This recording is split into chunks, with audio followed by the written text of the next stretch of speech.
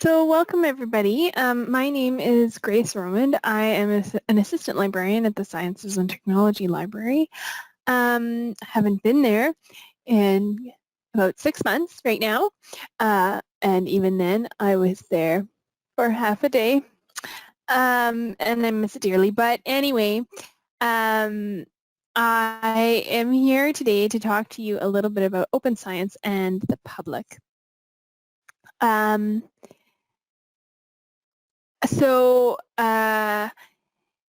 going to start by introducing myself and a little bit of why I am interested in this topic.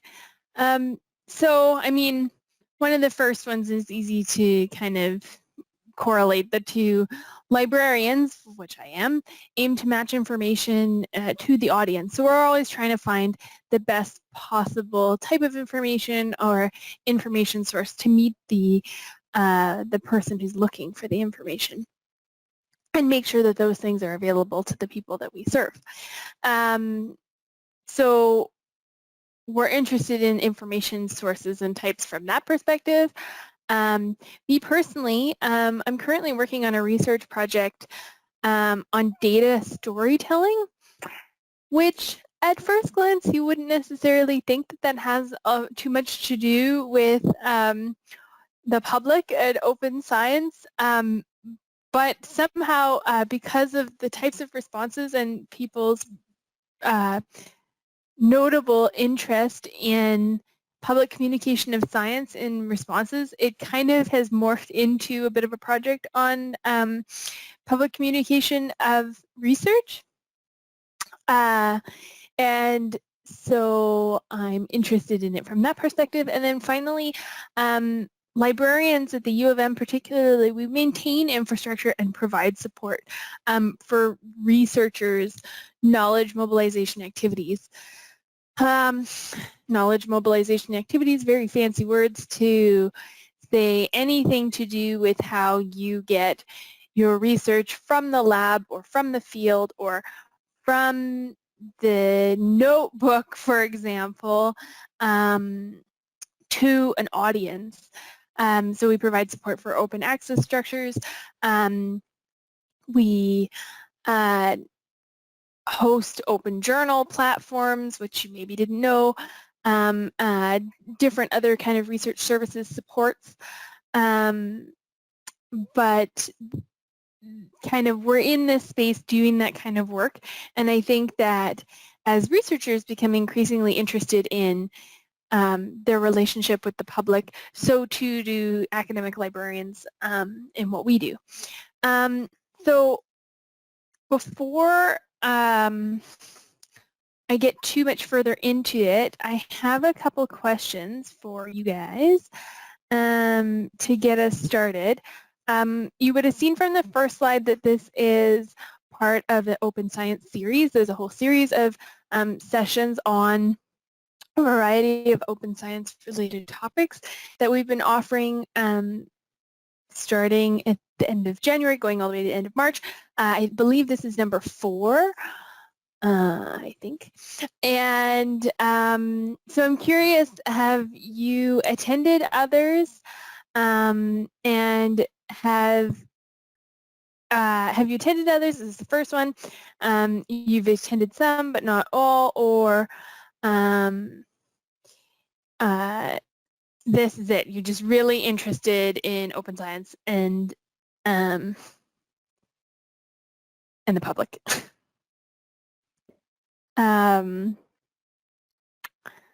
Yeah, okay.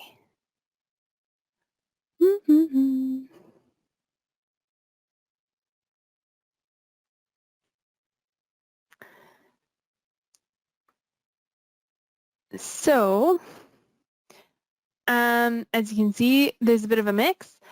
So, hide.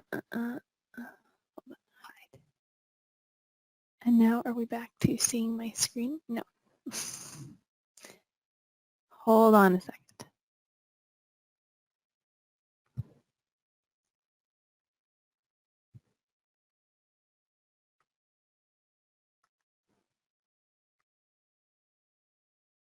Oh, here we go.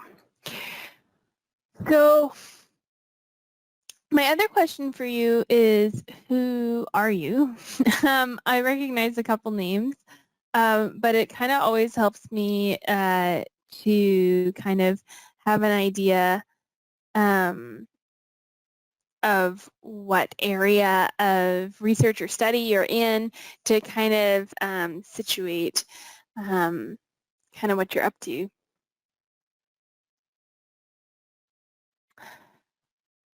And I'm not going to be providing the slides afterwards.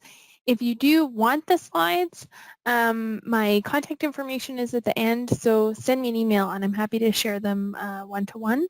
If it ends up that the info in the slides is super helpful, or maybe not. Okay. Thanks, guys. So yeah, great mix.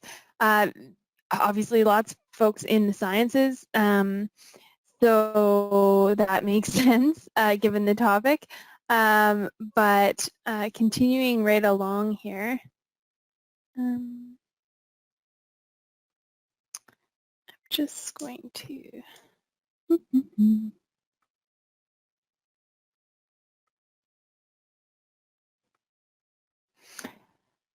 So this is what I want to do. I'm going to discuss open science movement and its relationship to the public. Some of you are saying that you have attended some of the other sessions before. I don't know if you've attended the big overview session or not. We're going to do a tiny little brief overview of the relevant parts to this conversation. We're going to talk a little bit about differences between open and accessible as it relates to research. You could argue to me that that's just semantics and it's really not relevant, but I kind of draw a line into the sand about what that means, and feel free to disagree with me. And then finally, maybe introduce some methods and products which can help you to better publicly communicate research. What were you hoping to learn or discuss in this session? I am not married to kind of the direction that I want to go, or that I have planned to go in. I can go all sorts of directions. So throw into the question section. That's how you can communicate with me what you were hoping to get out of the session, if there was something in particular, or if you're just kind of on an exploratory mission, as am I, in this area. So let me know kind of where you're at with it, and we can go from there.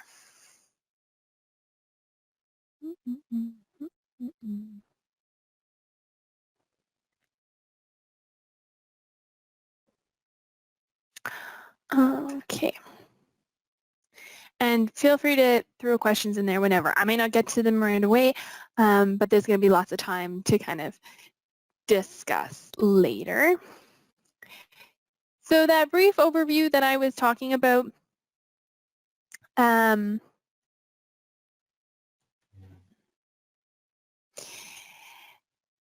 it was a response to increasing subscription costs, which prohibited smaller institutions and those with less resources to participate in scholarly discourse. It's kind of the boilerplate kind of definition of where open science really started. So I always use the example, there was this chemistry journal that was the chemistry journal in the main one. You had to have it to really participate in the global scholarly discourse in chemistry, and yet by the end of the 1990s it was pushing $30,000 a year for the one journal for a subscription to that journal, meaning that, and I mean, we subscribe to thousands and thousands of journals at the U of M, so imagine if one of them costs $30,000, kind of the sustainability of that model, doesn't really exist. So something had to give, and kind of open access, open science kind of went that direction. Another part of it is this idea of publicly funded research being available to the public. I would argue that these are kind of two prongs of the same kind of story, but they kind of diverge in that one is a publication system that is unsustainable, and then another one is kind of this moral kind of call that if everything is in ivory towers and not available to those that are publicly funding the research, because in Canada particularly, so many research dollars come from the government, which is in turn funded by the people, there's something inherently wrong there. And I think that very much ties into this idea of communicating science to the public. So this has deep roots within the open science and open access movement. Open access journals are a part of that, institutional repositories. So open access journals, institutional repositories, open data, all of that, although each of those kind of has their own stories and how they developed and what they represent to the open science movement, basically each of them is about making their research and their products open. And by open, I mean available either in an open access journal, in an institutional repository, or a data repository, for example, that's open. But that's not necessarily making those things accessible to a wide audience, especially, for example, open data. Like, I'm sure all of you know, data tables are kind of confusing enough to those who are kind of right in the heart of the research project, let alone kind of somebody who's outside of the project or a layman. So that's kind of where it came from. And then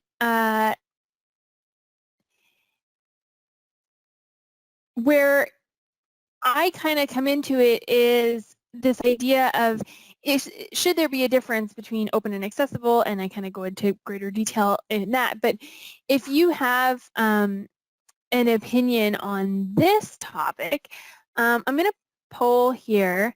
If you don't have an answer, don't feel obligated to answer if you don't want to.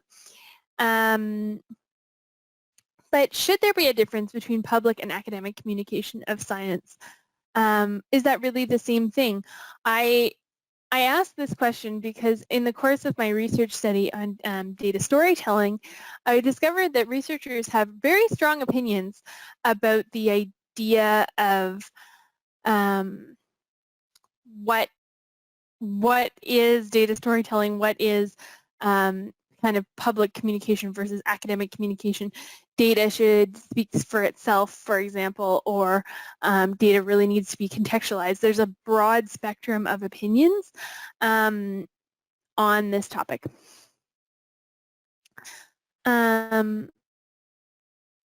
So, yeah, and that's kind of reflected as well, the broad spectrum of opinions. So this is kind of the background of where I start to think about the way that information is communicated and then how information is translated to a public audience. This researcher, who's also an astrophysicist, has written about the idea, and this is his figure, and the references at the end of my slides, is about how there's a lot of levels that, levels isn't the right word, kind of phases that research goes through before it even gets to communication with academics. We go from data to coded information to a research product that is consumable by academics, whether it's a research publication, maybe it's a poster presentation, maybe it's a conference paper. And I like the note here that there are attempts to make that information kind of more palatable, more easy to understand, even for those within an academic context. So there's that interactive figure part. So we're already doing some of that work to try to make what we are producing understandable within the academic audience. But then there's the media, and then there's also the public. So I like how you can see these different arrows. So it might end up that you have a press release about a particular research that goes to the media. I can't really imagine.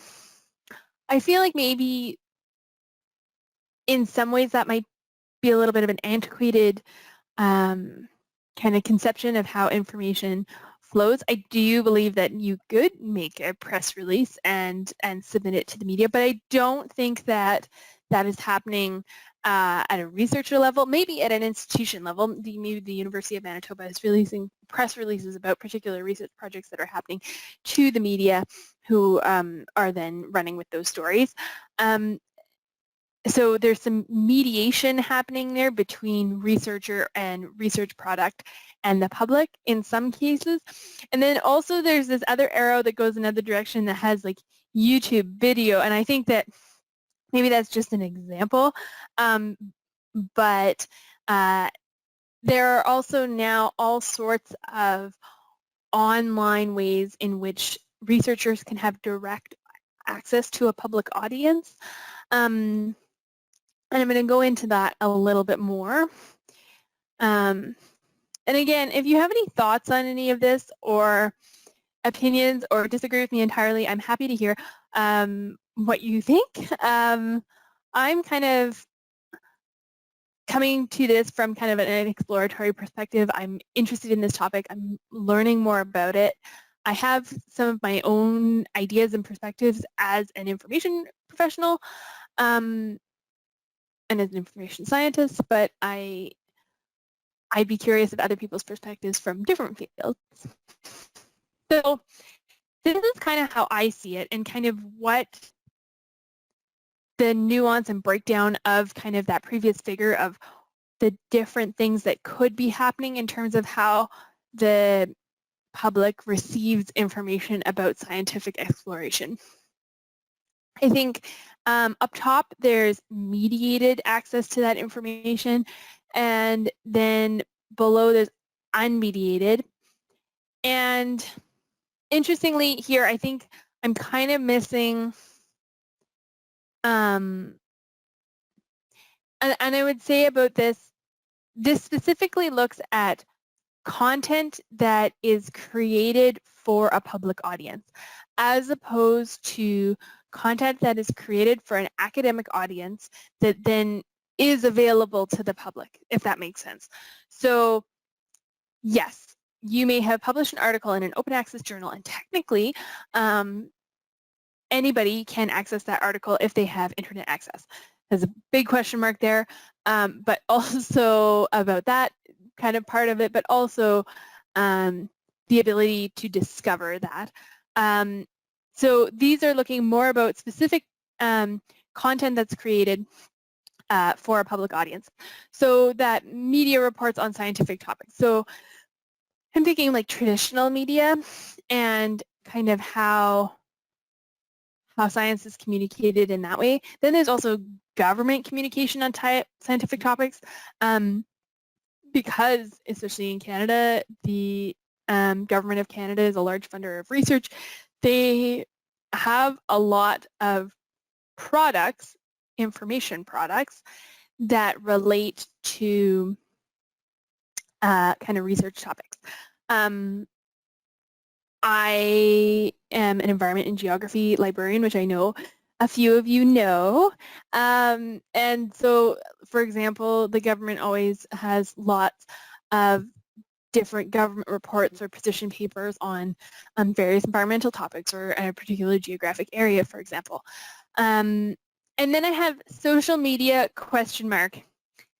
Isn't there always a question mark after social media these days? Because I think that that can be a source of mediated science content, meaning that somebody could be publishing something and then somebody taking up, so like news sources tweeting about a particular topic. So it's not coming directly from the source, but social media is the vehicle for that. And then it kind of can potentially take on a life of its own, unmediated. So I'm really interested in kind of researchers using podcasts as a method of disseminating their work. This is a kind of new and emerging area, but also kind of mired in other people doing podcasts on science topics that aren't the researchers doing it, so that could also potentially be a mediated source of science information. Websites, this is a very traditional one if you ask me. Researchers trying to develop websites to make their information more publicly accessible at a different level to that which they're presenting in academic contexts for a wider audience, but that's happening at the researcher level. The researcher is trying to do that work. And then trade publications. So I was just thinking about like my dad and how he always reads all the books about different kind of geographical phenomena. What's the name of that author? I can't remember what his name is, but the one that wrote articles about, or wrote books about different geographical features, and anyway, I can't remember it right now, but you probably know what I'm talking about. Maybe not, but anyway, trade publications about research topics. And then again, that social media, I kind of talked about it already, but researchers have social media presences which they can use to disseminate their work in a different way, to communicate not only with people in their field, but people beyond their field, with the public, and having a direct line of contact potentially with those that their work is relevant to beyond their close research community. So I just kind of decided, I don't know why I decided to do this, guys, but I decided to just go with the easy example right now. Obviously, it's come to all of our attention in the past year or more that what scientists are up to is relevant and important to people in the public. I mean, I feel like health examples are so easy, and I know I've got a couple of health sciences folks in the room. Not to say that like, but then again, kind of my other kind of go-to example like this, which is really relevant to my environment and geography folks, would be climate change. And people have a lot of interest in that too, and kind of different permutations of how climate change research is disseminated in the media. There's all sorts of different ways in which these stories are reported, and journalism is a different, I mean, I don't have to tell you, is a different thing than research. So they're the way the scientific research, so the way that they write and the way that they source information is different than the way that is done in, say, a mathematics journal.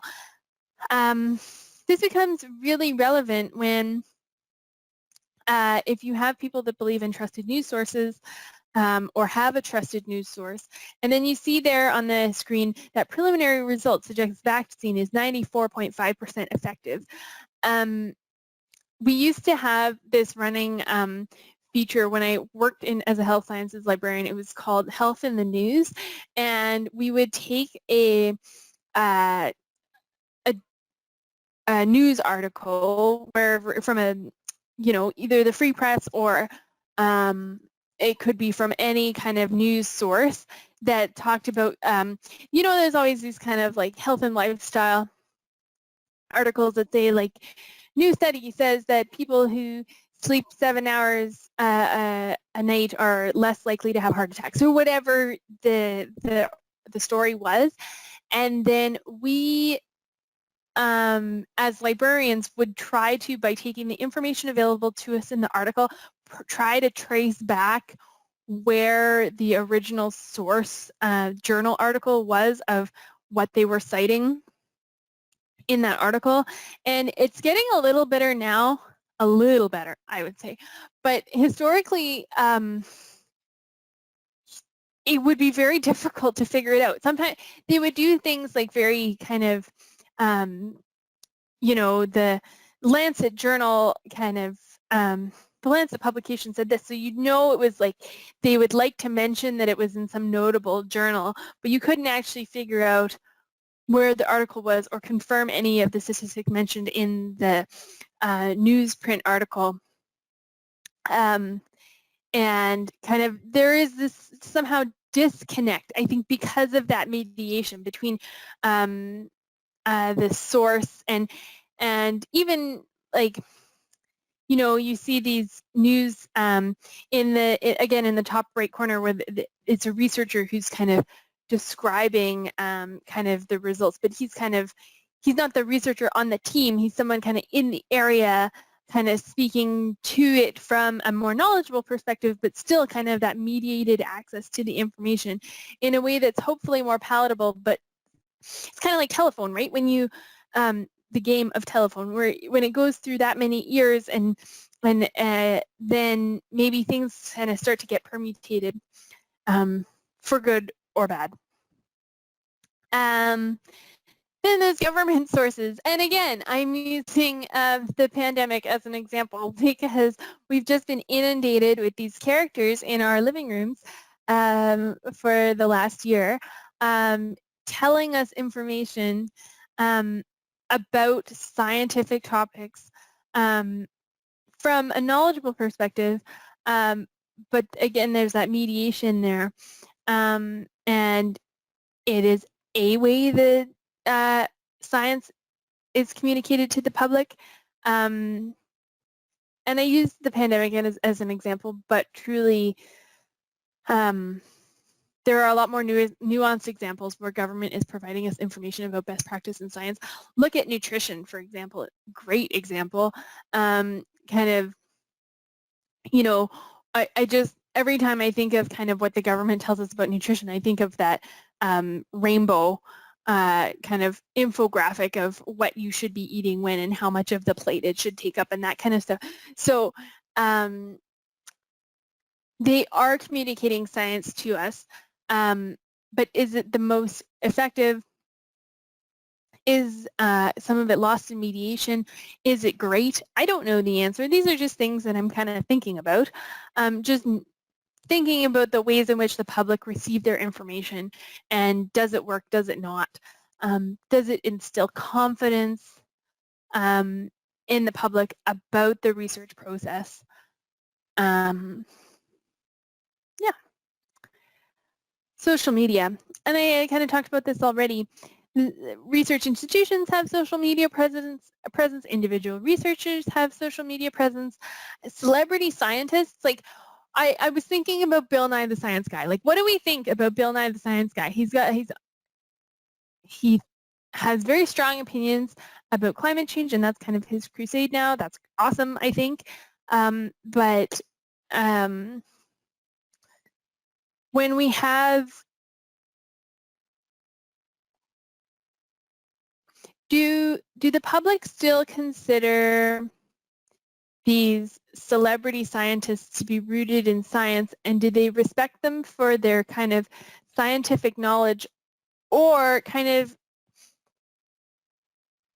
they just kind of look to them for their opinion because of their celebrity? I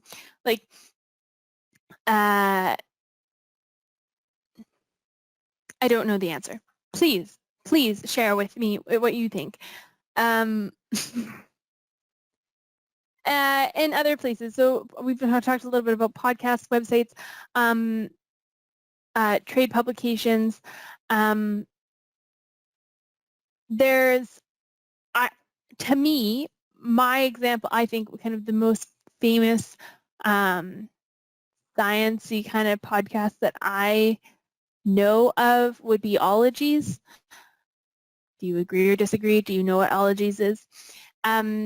and basically it's somebody who's a podcaster who interviews people who are researchers in their field, somebody who is an expert and kind of goes into a deep dive. They're usually like an hour and a half long. That's why I stopped listening, because I can't deal with podcasts that are that long. But that's kind of also an interesting thing too, right? Like kind of I like ologies, like I like the woman, but anyway, so like very interesting deep dives into particular topics of interest, or maybe not. Like there was a whole episode about pumpkins, but from a researcher's perspective, but kind of my opinion as the public, it's like, well, it's really long, therefore I don't have the interest or the kind of time span to listen, and I try to check out. So maybe that's a kind of interesting thing to think about what's the difference between the public and not, in terms of kind of attention span for topics.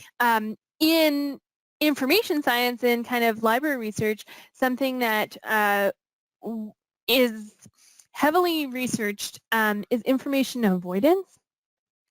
And I think we're seeing that a lot right now in the pandemic, and I'm sure there's lots of studies ongoing right now about this topic. But and also primarily in health research or in health information avoidance, but it's also trickled out into climate change information avoidance, and how the public actively kind of mediates their own consumption of information related to topics that that they struggle with for a particular reason, and the science related to them. Okay, we're going off on a tangent, but if you want any more kind of reading material about information avoidance, hit me up for that too, because it is fascinating. Okay, so I had talked a little bit about open versus accessible. And I think there is a difference. Disagree with me. That is totally cool. But I think there is a difference. Open to me means it's there. Somebody can get at it if they want. Accessible to me means there is a kind of ease of access to whoever it is that thing is supposed to be open to. So there's a number of factors there to me that dictate whether or not something is just open versus accessible. So format plays into that, the terminology, jargon, and then discoverability. This is very library kind of land perspective. Library land is a thing. But discoverability is, can the person that wants to find the information able to find it, and how do they find it? So first, let's go back to format. So on the right-hand side of your screen there is an article, a scientific journal article. It's about the phase 3 kind of study about the efficacy of the Pfizer vaccine. This is a open access article. A lot of the COVID-19 literature is, but then we can have a conversation about whether or not it's actually discoverable, because in a big effort to get as much of it online as humanly possible, as quickly as possible, a lot of the practices of how we make things more easily discoverable, so indexing things and then making sure that the keywords that are associated with them are in there so that you can discover it. They didn't do any of that for the COVID-19 stuff. They just got it into the databases as fast as humanly possible so that it was available. And there's a massive amount of research being done in this area, and it doesn't have very clean metadata. So it's not super discoverable. There is work, they're kind of going back and trying to kind of remediate that issue, but that's kind of an interesting, it seemed like the right choice at the time, and I think I appreciated it and understood it, but then now a year on, you're like, oh no, we threw it all in there and made it available, but nobody can actually find anything. So very traditional format. This is available. Anybody can go and read this, but is it useful? Can they do anything with that information? Now, on a slightly different topic, I struggled to find a nice infographic on kind of vaccines in COVID-19 vaccines. I thought it would be more easy. Like, I thought that like it would be a topic where there would be somebody, some sort of stakeholder interested in kind of explaining vaccines to people that would be available on the internet. I don't know why I thought that, but that's what I thought, and there really wasn't. So this is a kind of an example of an infographic that I found. It's Canada's COVID-19 immunization plan, and what it is trying to kind of put things into text light, kind of graphic heavy format that was kind of created by the Globe and Mail with information from the Public Health Agency of Canada to be more easily accessible to a wider audience. Basically, the Globe and Mail reader, which the Globe and Mail is actually at a bit higher reading level than some other newspapers, so that's kind of an interesting thing, but also kind of heavily graphics heavy too, which is a choice. Yeah, so we're just thinking about format, how some formats are more suited for some than some are for others, and just because something is openly available doesn't mean it's accessible. And this is kind of where it gets really interesting for me. I don't know why I find this so interesting, but this kind of stuff, I love it. Thinking about the terminology used in science. So some of these terms are taken from a Scientific American article that there is a reference to at the end of this presentation. Some of it is just other stuff that I know of or found and or was thinking about. So let's kind of get into it and talk about some of them a little bit. Theory is the biggest issue. Well, maybe that's strong language, but kind of we're getting close to kind of one of the biggest issues. Oops, sorry guys. If there's a scientific theory on something with a theory of gravity, theory of whatever, the way that scientists use the word theory compared to the way that we use the word theory in common parlance is very different. A scientific theory on a topic, I don't have to explain to you probably, is the accepted understanding of a particular problem, topic, etc. And then, you know, I have a theory about what was going on in a particular TV show, for example. The way I use that expression of the word theory is very different, right? It's like you have an idea about what something, what's going on. Kind of like hypothesis, I guess, maybe would be a more accurate description, but maybe not quite. But anyway, theory is a problem. The way that the public interprets how scientists describe theory is actually shown to kind of really degrade their confidence in what scientists are saying. I love this one is taken straight from my colleague Justin Furr, heavy metals, because of course there are heavy metal bands, and heavy metal is understood as one thing in culture, in general society, and what heavy metals are in science is something completely different. You know, this is obviously like language is vast and language can do a lot of things.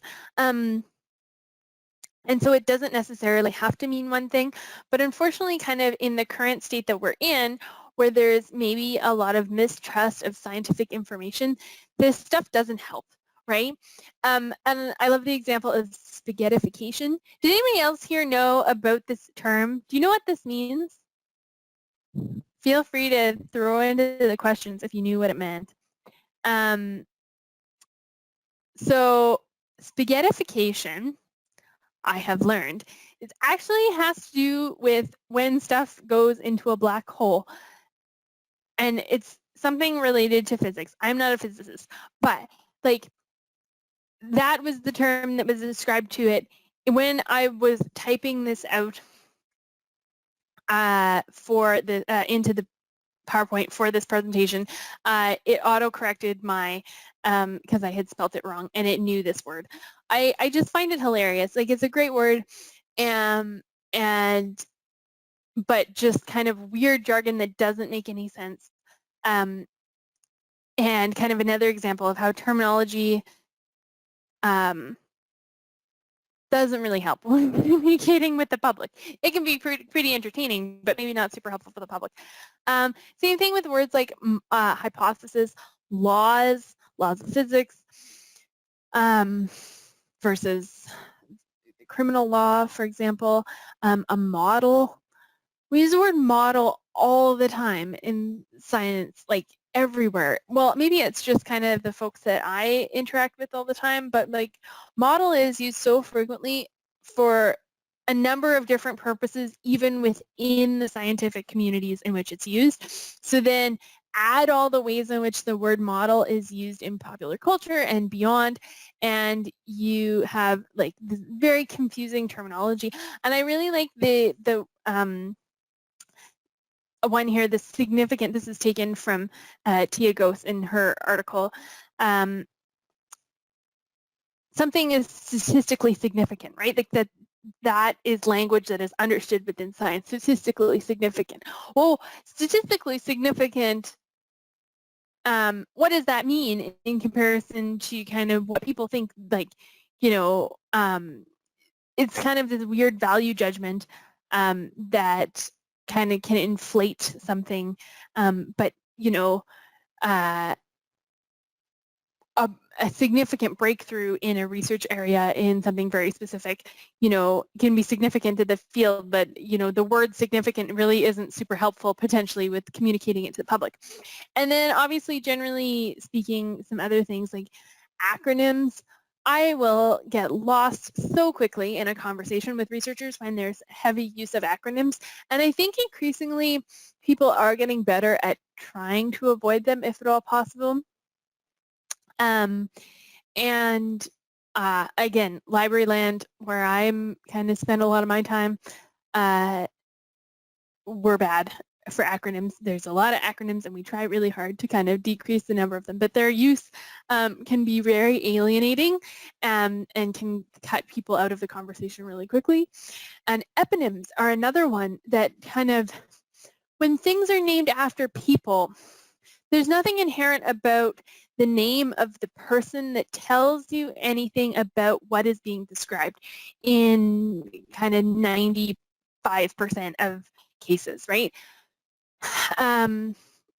So I know in medicine, for example, they're trying to move away from them and use names for conditions or diseases that reflect what happens to the person who is living with that condition or disease, as opposed to the name of person who discovered it, you know, because it's not super helpful in communicating information about the topic to the scientific community, to the greater, you know, public community, like anybody. So kind of these different things. Again, I'm just kind of sharing with you things that I've been thinking about, and love to hear your feedback on this as well. I just have a couple more things to say about, if you were thinking about public communication of science and public communication of your own research and how to do that, there are tools that, and things you can do, and things that the libraries can help you with.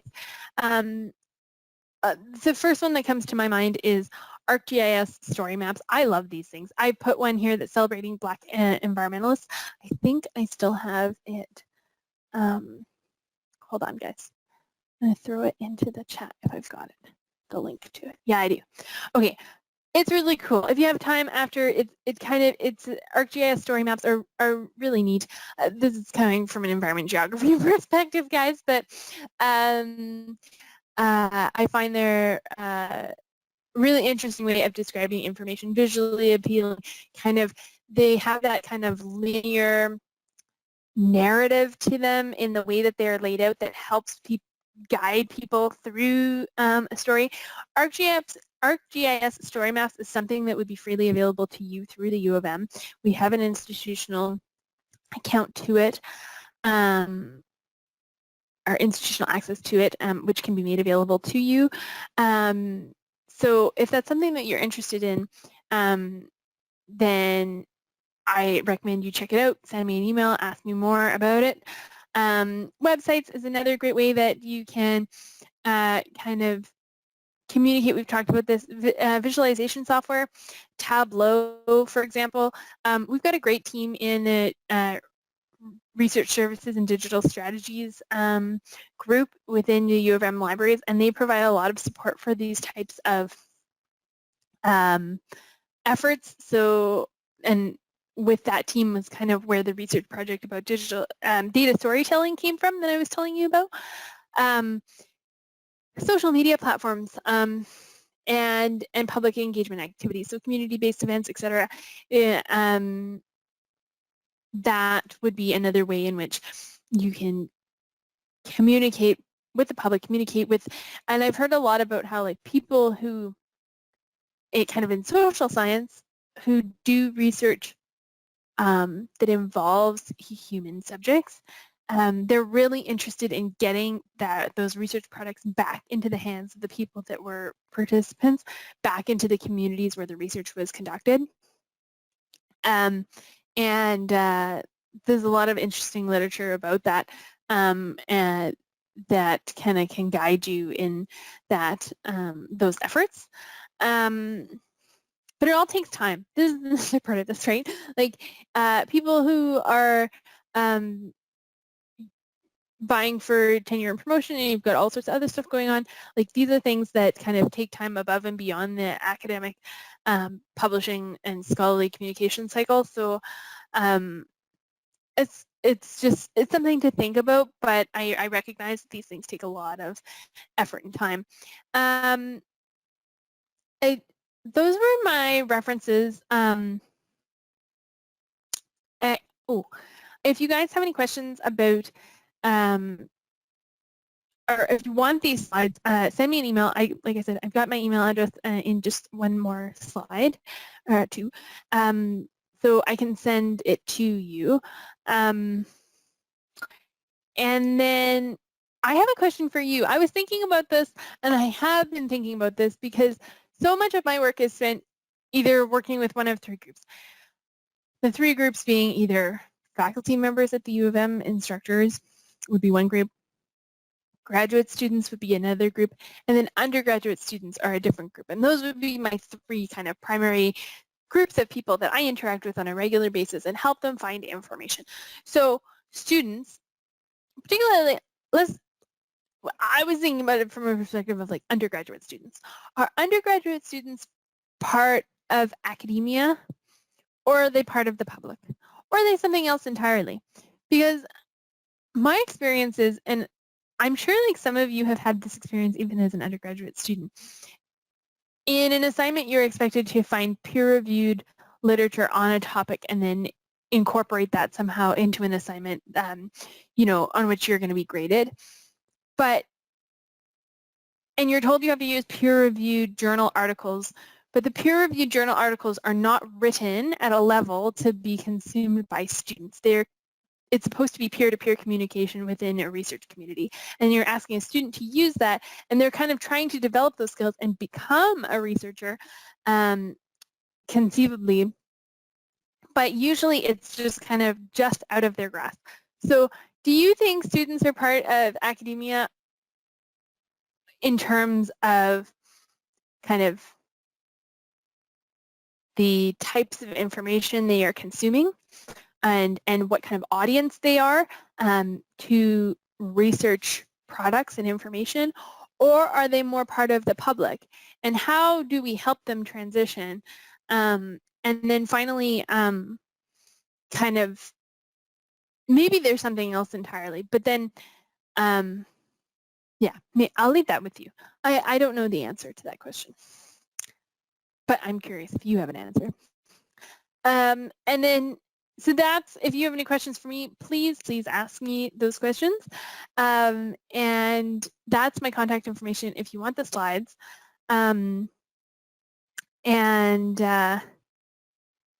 Yeah, thank you so much for attending, guys, and just listening to my kind of thoughts on this interesting topic that I really enjoy thinking about. Yeah, before you go. Up next in the Open Science series, Predatory Publishers, March the 2nd from 12 to 1 p.m. I think that's next week, guys. It's next week, March the 2nd. Holy mackerel. And then Open Visualization Tools and Initiatives. So if you're really interested in that kind of like click here, what kind of tools can I use to do some of the work that I was describing kind of in more general terms in today's session, Meg is going to be doing the Open Visualization Tools and Initiatives. If you would come and send me an email asking more about ArcGIS story maps, I'm going to send you her direction. She is the go-to point person for that. She is the GIS and data visualization librarian, one of the GIS librarians, but she's the data viz librarian at the U of M, and is a fount of knowledge on this topic.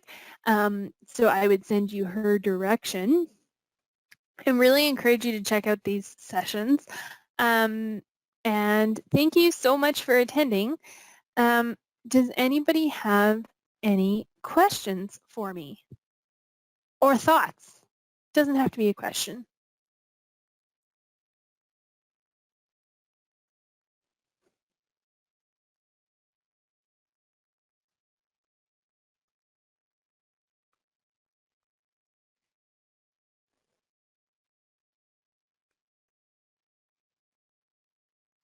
Yeah. Yeah, I think so too. I think that undergraduate students and the public can be similar in many cases, was Aaron's comment, and I think that that is so true. And that's kind of what I think it's made me change the way that I would develop assignments for students. Like, I'm not going to ask them for peer-reviewed journal articles as their only source of information for research, because a lot of kind of, and I know this is kind of like library land stuff, but like encyclopedia sources, which now are becoming more accessible because they're online and they're discoverable by individual topic within libraries' kind of search engines, they can be a really great source of information that is more like, this is the accepted overarching knowledge on this topic, as opposed to kind of the bleeding edge of research, which I think can be much more accessible to an undergraduate student. Same with textbooks, right? Like, and oftentimes profs let their students cite their textbooks, which I think is really important because those are written to their level. Yeah, but sometimes, and I guess it also depends on kind of what are the stakes, right? Like, if it's an interesting peer-reviewed journal article about kind of a particular type of prehistoric fish that was found in Alberta, then maybe, you know, it is somehow more, I don't know if it's more understandable, but maybe it is more accessible kind of because it's so niche, even at a scientific level, to those kind of interested parties, those volunteers. But then I'm thinking of compared to like trying to explain to people how vaccines work, there's high stakes to making sure that people understand that information. And there can't be kind of one delivery method. Just the same way as there's not one delivery method for communicating our research within academia either. We conference papers, we go to presentation, we give presentations at conferences, we have posters. I love posters, and all sorts of different things. Thank you so much for attending, guys. If you have any more questions, please follow up with me by email. I would love to chat, and I wish you all the best in the rest of your semester.